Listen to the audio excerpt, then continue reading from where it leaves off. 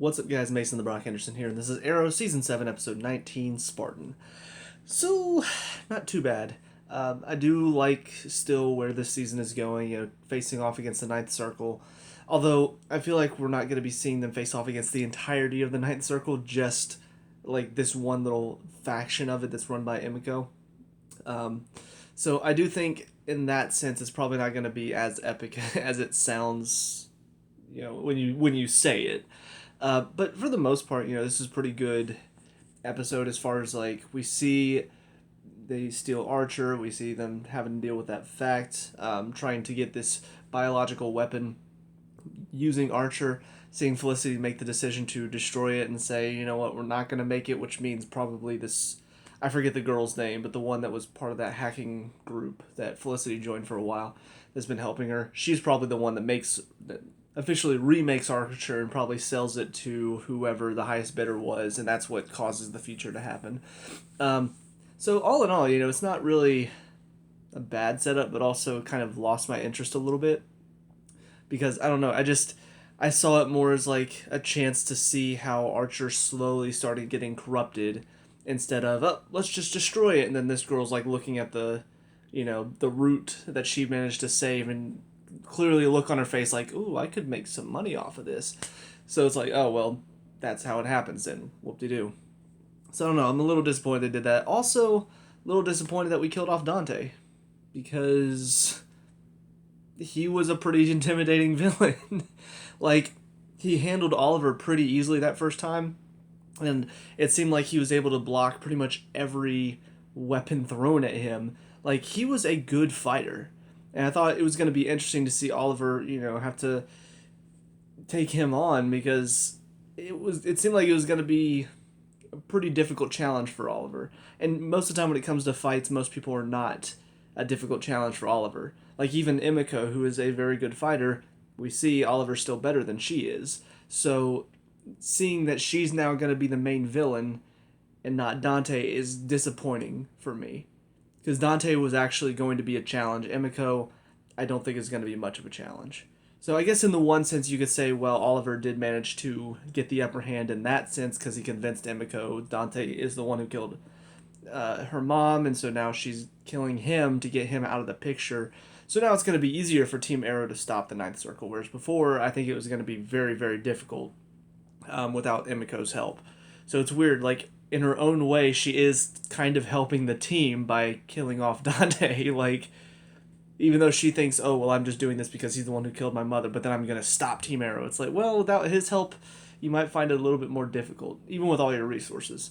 So yeah, I still am disappointed because one of the things that I did enjoy, especially about the first few seasons, is that it felt like Oliver was growing. He'd take on the bad guy of the season, whoever it was, whether it was first season it was Malcolm Merlin, and second season it was Slade, and the third season it was Ra's al Ghul. Like seeing him take them on, and they beat him down earlier in the season, but by the end of it, he learns their fighting styles, he learns how to best them, and so by the end of the season, he's able to. So I kind of looked forward to seeing if they were going to do that again here, just kind of a callback to the old days where Dante kicks his butt a few times very easily, but he learns his fighting techniques and he learns how to get the best over him, and by the end of the season he does. So I was a little disappointed they decided not to go that route with it, but as far as the future arc is concerned, we're seeing now more of the connection with Archer, seeing how they're using Archer in the future to weaponize these robots that are easily taking down people. So yeah, just still kind of watching it happen, still don't know the point of it other than just, hey guys, here's some extra story. I don't know. I'm still not really grasping onto it. It's just kind of there. And then finally, we've got the story with Diggle and his stepfather. Not too bad. The main problem I have with it is the second to last season. So it feels really late in the show to all of a sudden bring up, hey, by the way, John's got a stepfather that he hates because of what happened to his real dad. But then it turns out that's not what happened. You got to do storytelling better than that. Like, for all of that to happen in one episode, I feel like they could have done so much better with it. Like, he could have introduced his stepfather, like, a few seasons ago, and he always had this problem with him. And then in the next to last season of the show, oh, by the way, guys, this one reason why John hates his stepfather, we looked up the mission, and ooh, turns out, may not be all correct. John, you may have to go apologize to him. But the problem is we got introduced to his stepfather in this one episode, like the writer said, hey, let's give John some family problems. And yeah, that's literally the main reason why this felt like it happened. So I'm just a little. It was not a bad story. Like I did feel for it. I did connect to it, but I didn't feel like it was handled very well. So I don't know. Overall, like this episode, it wasn't bad, but also it's taking a dip from how this season has been going. Like I've enjoyed this season more than I thought I would. I feel like it's kind of dropping off here near the end, where they're kind of thinking, well, where can we go next? And it feels like killing off Dante is going to really make it a little bit less interesting. Like there's still the connection there for Oliver and Emiko. That'll make it interesting to see how he's going to take on his sister he didn't even know he had. But it just feels like without that really intense villain that can best Oliver in a fight, without that, it kind of feels a little bit less of a challenge. It's still an intimidating group to go up against, the Ninth Circle. But I feel like they did lose a little bit of their edge because of that. But we'll see what happens. On to the next episode. I'll see you there. Now, episode 20, Confessions. So this was a good episode. I just felt like it's very random. Like their sudden decision to bring Roy back seemed a little odd. Like it didn't seem there was any build up for it. They just, I don't know. There was no indication as to why. I know they were saying, oh yeah, we were trying to save the city, so we needed some extra help. But what? When did this happen? Why did you all of a sudden just decide, hey, you know what? We've been fighting this group for half of this season now, but now we're going to ask Roy to come help us out. It just seems a little sudden and weird. And it seems almost like Emiko planned for this to happen. It seems weird. It seems like it was just out of nowhere. So I'm a little confused as to why they decided to bring Roy back. And I don't know. I mean, I like the twist where we find out apparently he did end up dying while he was out there with Nissa and Thea, and so had to get resurrected by the Lazarus pit. Because I was thinking about it, and whenever we see him like beating those guards down, it did occur to me. I was thinking it looks like he got resurrected as well, but I don't remember that happening. So Oliver figures out that it must have happened while they were out and about. So I feel like if their story was a bit more meaningful or had a bit more relevance, him and Thea and Nissa, I feel like this would be a little less out of left field. But as it is, it just seems so sudden and random just for him to all of a sudden show up. And then also the fact that he died and got resurrected, so he has the bloodlust, and that's why he's killing these guards. It just seems so, where did this come from? Why is this happening? What is going on? So that's the only real problem I have with this episode. And it does kind of undermine most of it. Just the thought that this would happen.